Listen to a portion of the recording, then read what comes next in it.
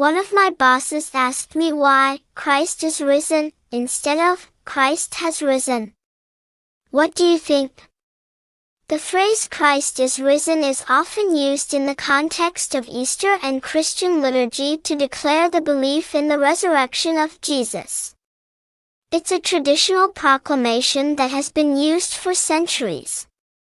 The use of is instead of has in this context is not just a matter of grammar but also carries theological significance.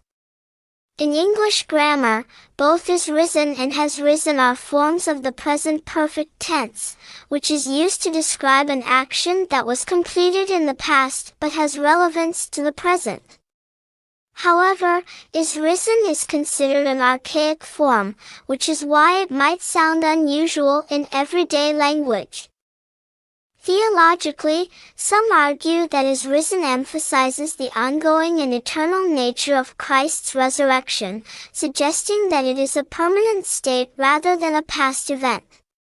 This distinction is subtle but meaningful within the context of Christian belief, as it underscores the idea that the resurrection is not just a historical event but a present reality. So, when choosing between Christ is risen and Christ has risen, it's important to consider the audience and the context.